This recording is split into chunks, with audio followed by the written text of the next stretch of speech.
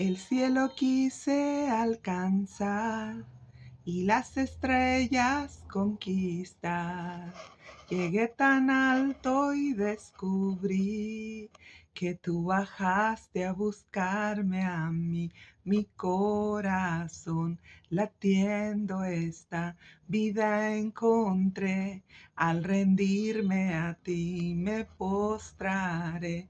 El cielo yo podré tocar al caer a tus pies. La libertad que tú me das, con oro no podré pagar. Gané al mundo y me vendí, y tú veniste a comprarme otra vez. A tus pies yo me rendiré una y otra vez. Lo que soy te lo entrego. Con tu amor, Dios, rodéame. Segura estaré en tus alas por siempre. El cielo quise alcanzar y las estrellas conquistar.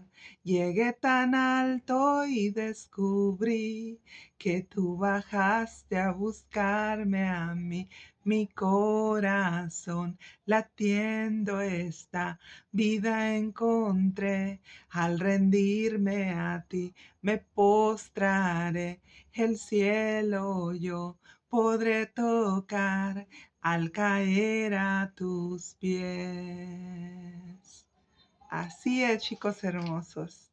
Cayendo a los pies de nuestro Señor, nosotros podemos tocar el cielo, porque Él es el cielo, Él es nuestra herencia, Él es nuestra realidad, Él es todo para nosotros. Y bueno, pues aquí estoy de nuevo, ¿verdad? Estamos en el video número 13 de Promesas de Dios. Hoy espero que se encuentren ustedes muy bien y veremos otra de las interesantes promesas de la Biblia que tiene para los hijos de Dios. La Biblia es nuestra herencia espiritual, como siempre se los he dicho, y los libros que en ella están nos revelan la naturaleza de nuestro Padre Celestial y sus promesas son nuestra herencia. Pero para poder reclamar una herencia tenemos que conocer esas promesas y primeramente también saber que tenemos un Padre que nos ha heredado, ¿verdad? Si no, no podríamos nosotros reclamar ninguna herencia. Y bueno, esta es la primera promesa del día de hoy. Está en Segunda de Crónicas, el capítulo 16, versículo 9a. Dice lo siguiente: toda la tierra para mostrar su poder a favor de los que tienen corazón perfecto para él. Dice, porque los ojos de Jehová contemplan toda la tierra para los que tienen un corazón perfecto para con él. Esta promesa del Señor nos habla de que el Señor siempre socorre a los que se refugian en él y tienen un corazón recto para con Dios. Y nos habla de personas sinceras, eso es ser recto. Personas fieles, eso es tener un corazón recto para con Dios. Y bueno, esta promesa de Dios nos la da dentro del capítulo 16 de Segunda de Crónicas. Las crónicas son libros que hablan de la vida de los reyes que tuvo el pueblo de Israel y el pueblo de Judá. Aquí están escritas las cosas más relevantes de cada reinado. En esta crónica Dios nos muestra al rey Asa, el rey de Judá, quien tomó dinero del templo para contratar a los sirios para ir y atacar al pueblo de Israel. El rey Asa era del pueblo de Judá y estaban en pleito en ese tiempo. Entonces tomó dinero del templo para contratar a los sirios y atacar al rey de Israel. Y el plan de Asa funcionó, pero Dios no estuvo contento con él porque confió en Siria en lugar de en el Señor. Esta palabra nos presenta una de las verdades más consoladoras relevantes en la palabra de Dios. El poderoso Dios siempre socorre a los débiles que se refugian en Él. Cuando la Biblia habla de una persona débil, se refiere por lo regular a las personas pecadoras, que fácilmente el enemigo las embauca y las hace caer en el pecado. Pero lo bueno de estas personas que al darse cuenta de que han fallado a Dios se afligen y corren a Dios pidiéndole perdón. Por eso el Señor las perdona, porque aunque pecan, pero luego reconocen sus pecados y se humillan y de espíritu y esperan que Dios les perdone. No piden otra cosa, sino solamente el perdón de Dios. Segunda de Crónicas 16:9 dice algo muy importante acerca de Dios. Él es un Dios a quien nada le falta y por eso Él lo da todo. Él es la fuente de ayuda para todas nuestras necesidades. Con Él es el dador y no hay nada que tengamos que no hayamos recibido de Él. Esto es muy, muy importante saberlo, chicos. Primera de Corintios capítulo 4, versículo 7 dice: ¿qué te distingue? ¿O qué tienes que no hayas recibido? En última, la arrogancia es inútil porque nada lograremos sin usar los dones o los talentos, la alegría, la inspiración y hasta el aliento mismo que Dios nos da para tener vida. Nada somos y nada podemos sin la ayuda de Dios. Primera de Pedro capítulo 4 versículo 10 y 11 dice: cada uno, según el don que haya recibido, ministrelo a otros, como buen administrador de la multiforme gracia de Dios.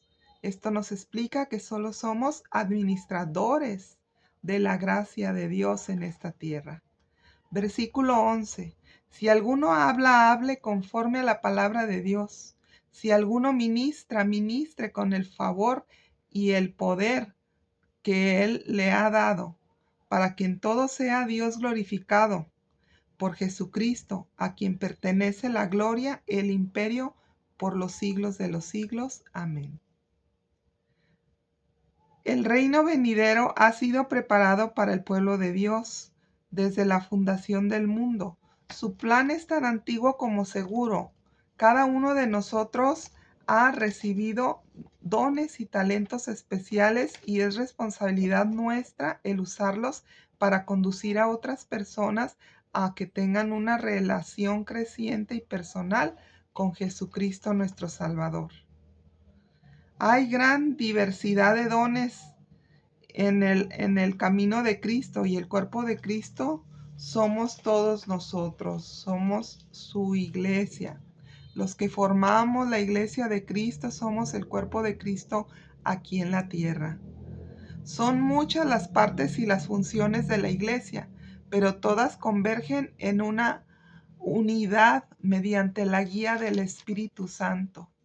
Dios nunca se contradice, dando órdenes a cada miembro de su cuerpo. Así que cuando todos estamos sometidos fielmente a su voluntad, trabajamos armoniosamente hacia la misma meta, que es glorificar a Dios y conducir a otros hacia la salvación de Cristo.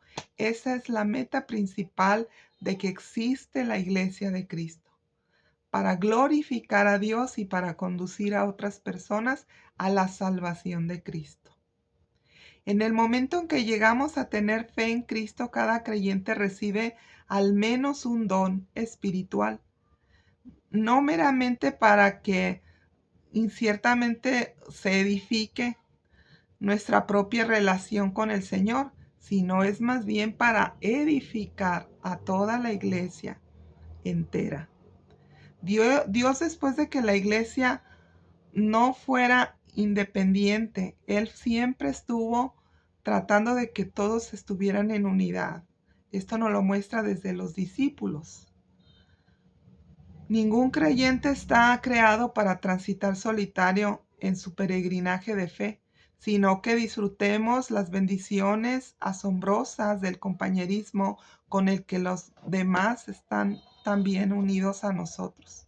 Aunque el rey Asa Había confiado en la ayuda del Señor contra los etíopes en Segunda de Crónicas, capítulo 14, del 8 al 15, pero el rey Asa falló. Y ahora, a la hora de confrontar a Asa con el rey de Israel, él decidió actuar por su propia cuenta. En vez de acudir a Dios, Asa le ofreció el tesoro del Señor al rey de Siria a cambio de un trato y ayuda militar. Esto pareció resolver su problema por el éxito que tuvo, pero ese éxito fue efímero, es decir, pasajero, de corta duración. Confiar en Dios puede ser una misión que cumplimos momento a momento, pero debemos expandirla en cada situación sin importar cuán grande o pequeña sea. Al final de su vida, Asa enfermó gravemente y en lugar de buscar a Dios, prefirió también buscar su sanidad en los médicos. Dios ve mucho nuestro corazón en todo momento y Él sabe cuando tenemos fe y cuando estamos confiando en Él o cuando estamos confiando en otras cosas. Él sabe cuando nosotros en la adversidad buscamos ayuda en el mundo o lo buscamos a Él. Pero el rey Asa no fue así. Asa prefirió quedarse débil al negarse obstinadamente a humillarse delante del Señor e implorar su sanidad. Segunda promesa. Esta promesa se encuentra en el Salmo 37, versículo 4. Dice, deleítate a sí mismo en Jehová y Él te concederá las peticiones de tu corazón. Esta promesa nos dice que si nosotros hacemos de Dios nuestro deleite, los deseos que crecen en nuestro corazón serán usualmente los que Él ha plantado ahí. Estas son las peticiones que traerán paz y satisfacción duradera, no aquellas cosas que creemos necesitar o las metas que queramos alcanzar, sino la ayuda de Dios. Esta promesa nos enseña que Dios concederá los deseos que estén en sintonía con su voluntad y con su gloria, porque Él los ha puesto desde antes dentro de nuestro corazón. El Salmo 37:4 nos anima a deleitarnos en Él, que vivamos contentos de tener un Dios tan maravilloso y conocerlo cada día más. En la presencia de Dios hay plenitud de gozo, dicen por ahí. Y alguien podría preguntar, ¿cómo entro en la presencia del Señor? La respuesta, la Biblia lo dice, que se entra en la presencia de Dios con acciones de gracias y con alabanza. Es decir, cantándole al Señor, entra usted en su presencia. Agradeciéndole por todo lo que Él le da, está usted entrando en su presencia, porque esta es una acción de agradecimiento. También puede ser dedicándole cantos, alabanzas, gloria.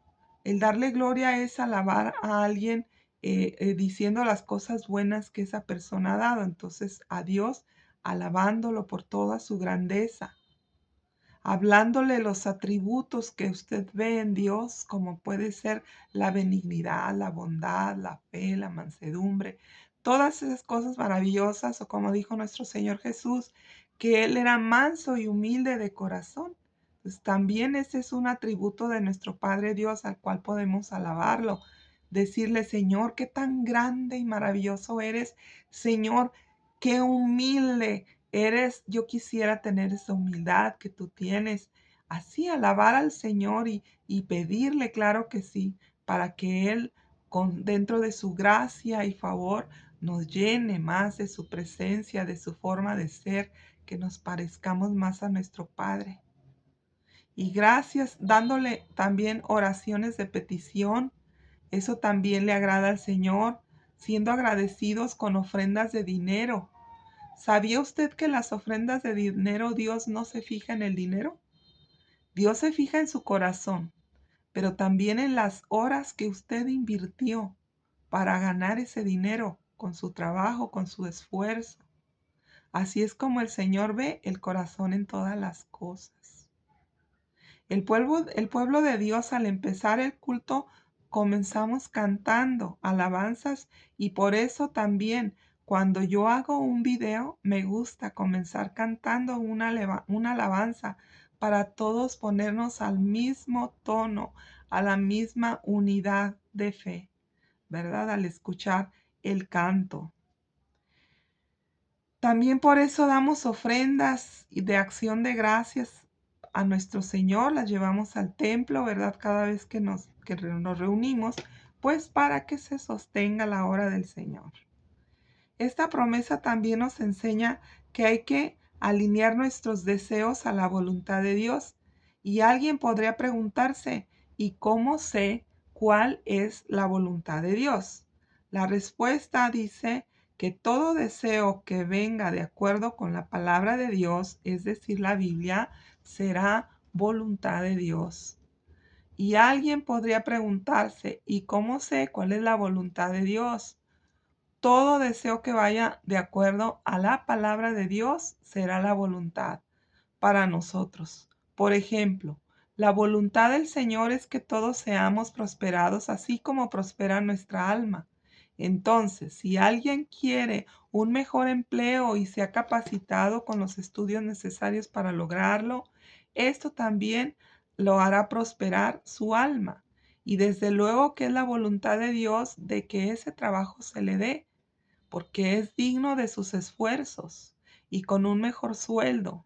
Ahí no podemos decir que esta persona está codiciando tener una mejor vida, sino que lo que podemos ver en ella es que está madurando en carácter y piensa con claridad la meta que quiere lograr en su vida para bendición de su familia, a bendición de su persona.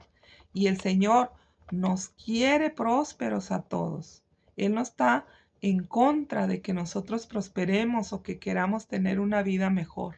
Al contrario, tiene todo nuestro apoyo y toda nuestra ayuda, porque para lograr esa prosperidad se necesita carácter. Y eso es lo que el Señor quiere, que nosotros seamos maduros en carácter para ser perfeccionados en los dones y talentos que Él nos ha dado, porque de todo vamos a dar cuentas. Estamos en esta tierra, pero somos solamente administradores de todo lo que hay aquí. El Señor nos quiere prósperos a todos y ahora bien, Dios también ve la motivación del corazón de sus hijos. Y muchas veces la motivación puede tener el que logremos nuestras metas porque el corazón también tiene que estar alineado con la naturaleza del Señor. Esto quiere decir que la prosperidad que queramos no sea para enorgullecernos en nuestros logros, ni tampoco sea para ser mayor que alguien más. Recordemos que lo que hace la comparación con alguien se puede convertir rápidamente en un pecado de envidia o de celos, porque mm, porque eso es lo que nace de la comparación. El estarse comparando nace lo que es la semilla del celo, la semilla de la envidia, y todo eso es pecado y nos aparta de la realidad que es Dios, de la verdad, de lo que Él espera de nosotros. Por eso no es bueno compararse con nadie. El Señor nos hizo a todos hermosamente únicos y diferentes. A todos los seres humanos nos dio diversidad de dones, dice la Biblia. Por lo tanto, todos podemos exaltar el nombre del Señor haciendo lo que Dios nos ha enseñado a hacer. Nadie es exactamente igual a otro y Dios se goza al ver el desarrollo de su creación en toda su diversidad de talentos y dones. De hecho, el Señor quiere que los dones o talentos que nos dio los desarrollemos y multipliquemos para dar buenas cuentas cuando vayamos al cielo. Porque al morir daremos cuentas de todo lo que Dios nos ha dado. Por eso el Señor quiere que prosperemos. Esta promesa también nos anima a confiar en la fidelidad de Dios, chicos, a confiar en lo que Él hará hasta lo imposible para que sus hijos conozcan su voluntad y el divino propósito que Dios tuvo al pensarnos desde antes de la fundación del mundo. ¿Usted sabía que Dios pensó en usted desde antes de que naciera? Claro que sí, la Biblia dice, desde antes de que hiciera la tierra, el Señor ya había pensado en usted, ya había pensado en cómo se iba a llamar, ya había pensado qué dones le iba a dar, cómo, de qué color iba a tener su cabello, sus ojos. Dios es nuestro verdadero Padre y Él quiere todo lo mejor para sus hijos.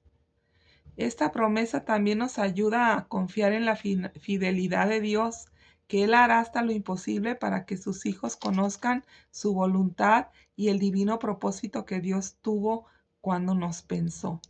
El Salmo 37 es un salmo escrito por el rey David y nos muestra el conocimiento tan profundo que tenía el rey David de su Dios y sabía cuánto nos ama Dios y cómo quiere conceder nuestros deseos, porque Dios mismo ha puesto esos deseos dentro de nosotros para que nos desarrollemos.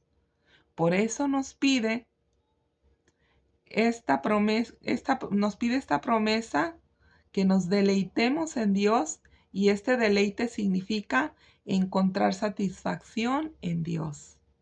Muchas personas tristemente, por no conocer a Dios, buscan la satisfacción en las cosas de este mundo, en los bienes materiales, en la fama, en el poder, en el dinero o incluso en cosas ilícitas que pueden ser pecado delante de Dios, como son el alcoholismo, la drogadicción, el sexo ilícito. Este es el sexo fuera del matrimonio con prostitutas, o la fornicación o el adulterio.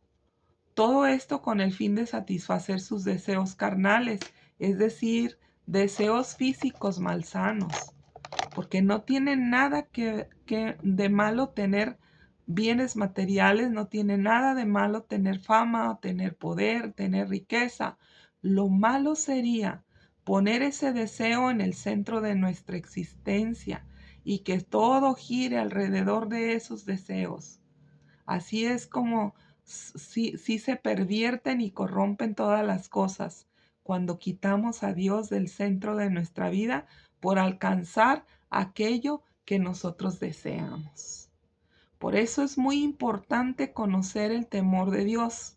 Para cualquier cosa que nosotros deseemos, tenemos que pedírsela a Dios diciéndole que no se haga mi voluntad, Padre, sino tu voluntad y tu propósito eterno se cumpla. Todo esto dicho de corazón, como ya vimos, sinceros, íntegros, es el primer paso para ser, ahora sí que manifestar que somos hijos de Dios. El rey David le aconseja a todos los hombres y mujeres de Dios que reemplazaran la preocupación y la envidia con un consciente deleite en Dios. Esto significa que nos animáramos el corazón y la mente al considerar recibir por fe las múltiples bendiciones de Dios, entregar al Señor lo que hacemos y confiar en el que Él nos ayudará a prosperar para bendición no solamente de nosotros, sino también de toda nuestra familia.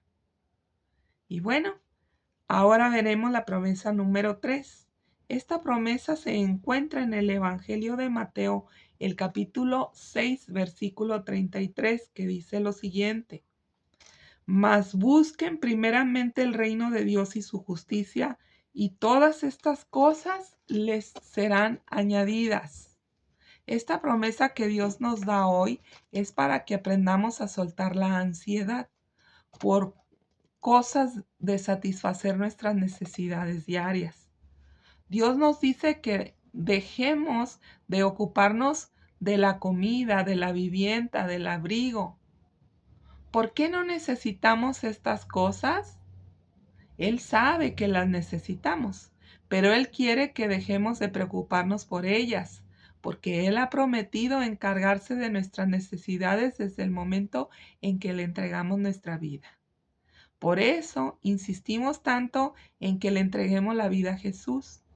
Él, además de salvar nuestra alma al morir y llevarnos al cielo, el Señor también nos promete suplir todas nuestras necesidades.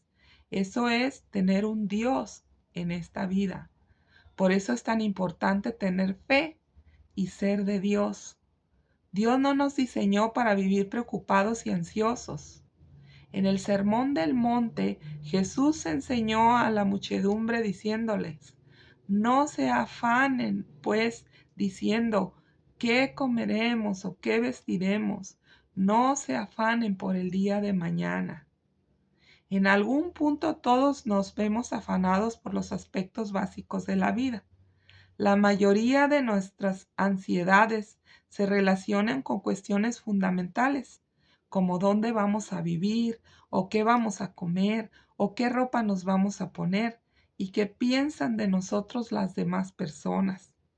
En todos estos asuntos, el factor determinado es nuestra fe y nuestra confianza en Dios. ¿Creemos realmente que Él hará lo que ha prometido hacer en su palabra? Se da por sentado que usted es quien está a cargo de su vida, batallando con la ansiedad y el temor. En cambio, si entiende los caminos del Señor, sabrá que Él está a cargo de usted. El Dios soberano del universo cuida de usted. Si se preocupa y duda de la bondad de Dios, jamás tendrá paz, porque la paz que Él quiere que usted experimente es una paz que no se puede comprender. Es diferente a la paz que el mundo le puede dar. ¿Dedica usted algún tiempo para reconocer a Dios como su proveedor? Su respuesta a esta pregunta tiene todo lo necesario para que usted se dé cuenta el nivel de ansiedad del cual tiene. Porque si usted piensa que solamente todas las cosas de esta vida recaen sobre usted, aunque ya le entregó la vida a Cristo, pues entonces está como el ejemplo del ratoncito. Sí, un ratoncito que corre más rápido y el ratón está dentro de una esfera, es en una rueda de esas que dan vueltas, pero el ratón no avanza ni un milímetro. Al pobre animalito ni siquiera se le ha ocurrido salirse de la rueda. Esto es exactamente lo mismo que la ansiedad produce en usted. A medida que su mente se llena de temores, usted empieza a correr más rápido, redoblando sus esfuerzos para cumplir las exigencias de los demás o para prevenir un desastre incierto, que tal vez nunca suceda, que solamente está en su imaginación. Usted nunca tendrá control completo de sus circunstancias porque Dios es el único que está en control absoluto de todo. Existe una sola manera de salir de esa rueda del temor y es reconocer la capacidad de Dios para encargarse de todo y de cada una de sus necesidades. Dios le creó y Él conoce sus necesidades y los deseos más profundos de su corazón. De hecho, desde antes de que usted pida, el Señor ya sabe lo que usted necesita o lo que usted quiere. El Salmo 37:4 dice: deleítate a sí mismo en Dios y Él te concederá las peticiones de tu corazón. El anhelo que usted ponga en el ciclo de ansiedad y lo deje a, y lo deje guiarle, es lo que pide el Señor, el anhelo que Él anhela, nuestro Dios anhela que usted por fin deje la ansiedad de largo, la ponga en sus manos. Mateo 11:28 dice: vengan a mí todo aquel que está trabajado y cargado, y yo les haré descansar. Primera de Pedro 5:6 y 7 dice: humíllense bajo la poderosa mano de Dios para que Él los exalte cuando fuese el tiempo. Echen toda su ansiedad sobre Él, porque Él tiene cuidado de ustedes. La palabra echar corresponde al verbo griego usado en Lucas 19:35. Este versículo es donde los dos discípulos enviados echaron sus mantos sobre un pollino para que Jesús lo montara. La raíz de este verbo describe el movimiento brusco de soltar algo y a la misma vez descargarlo. Jesús quiere que usted le entregue todas sus ansiedades y preocupaciones y que las descargue en Él. Usted depende de Dios para la misma vida y le reconoce al decir: aquí está, Señor Jesús, toma todos mis problemas, toma todas mis ansiedades. Confío en que tú me mostrarás qué hacer en estas situaciones y tú te encargarás de las consecuencias. El Señor, en lugar de que nos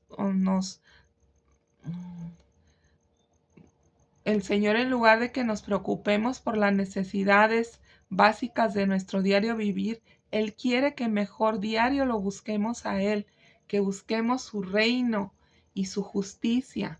Dios quiere que aprendamos a dar prioridad a su amor sobre la supervivencia. Es estar alineados en sus mandamientos, eso es amarlo, hacer lo que Él nos dice y nos pide en su palabra. El primer mandamiento es amar a Dios por sobre todas las cosas. Cuando ponemos a Dios por sobre todas las cosas, estamos entonces estableciendo su reino en el momento que lo estamos obedeciendo. Esto es lo que se llama establecer el reino de Dios en nuestra vida. Al hacer esto estamos haciendo justicia también. Justicia de Dios en este mundo. Es establecer el reino de Dios y su justicia.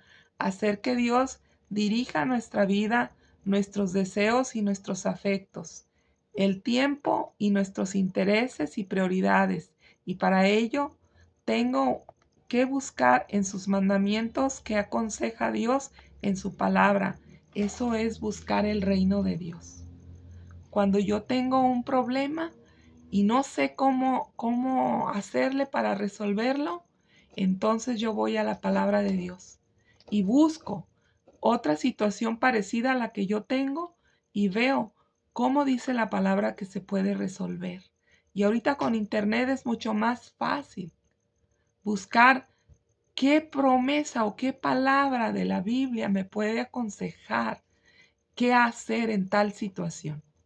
Y ahí nos arroja muchas promesas, muchos versículos, y entonces nosotros sacamos por conclusión lo que debemos de hacer.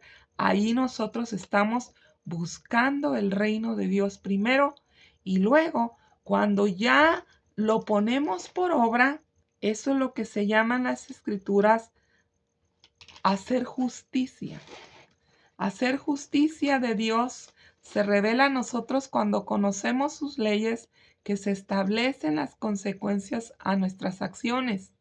Por ejemplo, un mandamiento de Dios es amar a nuestro prójimo como a nosotros mismos. Cuando amamos a nuestro prójimo, estamos estableciendo el reino de Dios. Y cuando sabemos que si no amamos a nuestro prójimo y además lo lastimamos, de cualquier forma recibiremos una consecuencia. De la misma manera con que midamos, nos volverán a medir. Entonces, todas esas acciones, buenas o malas, ¿estamos haciendo justicia o estamos haciendo injusticia? Porque lo que nos va a marcar lo que es justo es la palabra de Dios, es la voluntad de Dios. La voluntad de Dios, eso es lo que es la justicia.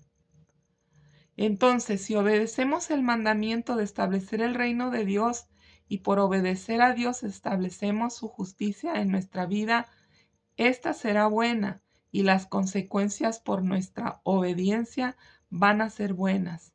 Sin importar si las otras personas nos causan daño o no, nosotros simplemente les amamos, porque esto es justo delante de Dios. Y todo lo que hagamos por amor a Dios y no por obligación, dará buen fruto.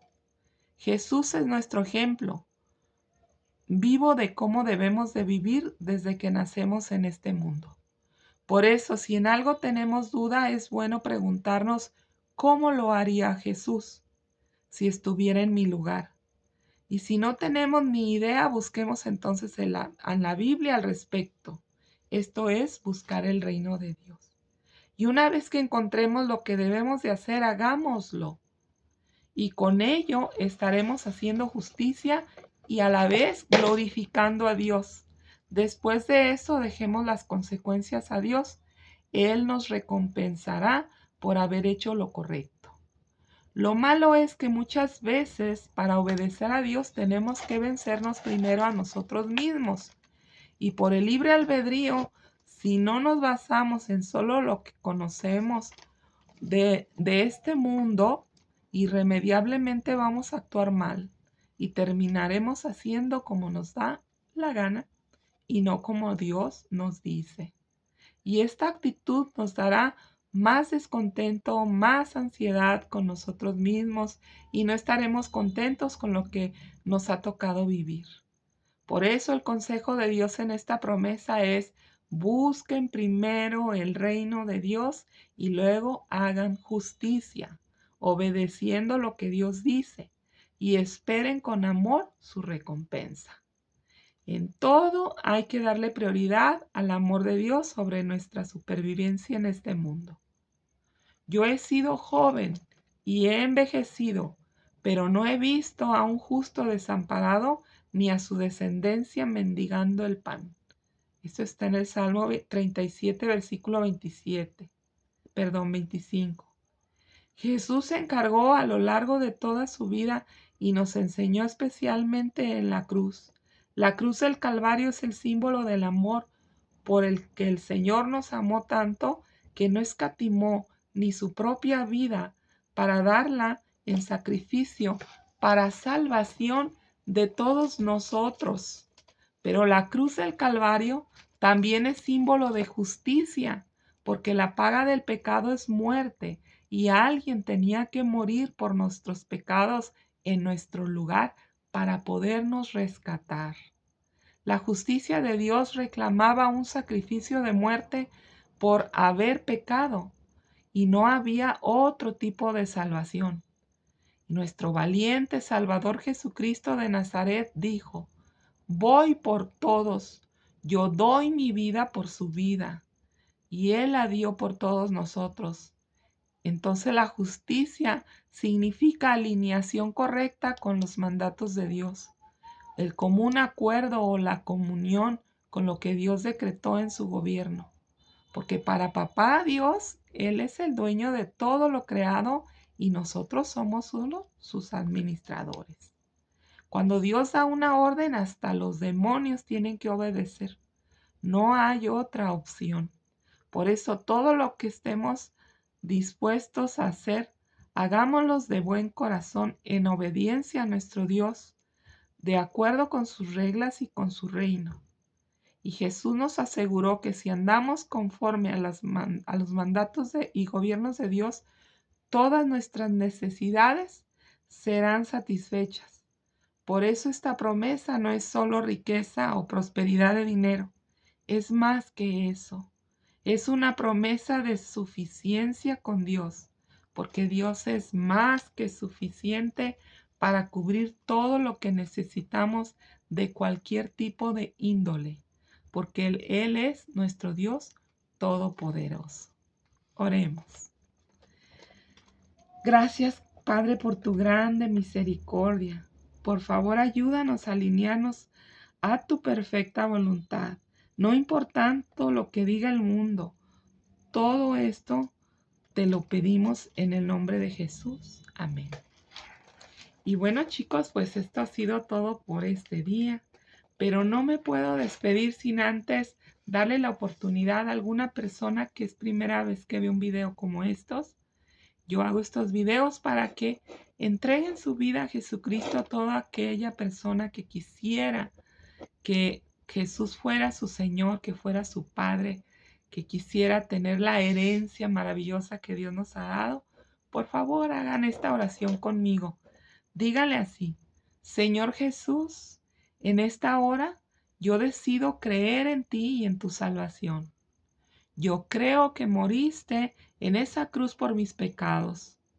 Te pido que me perdones y que me des un nuevo corazón para amarte, para obedecerte y servirte desde hoy y para siempre. Amén.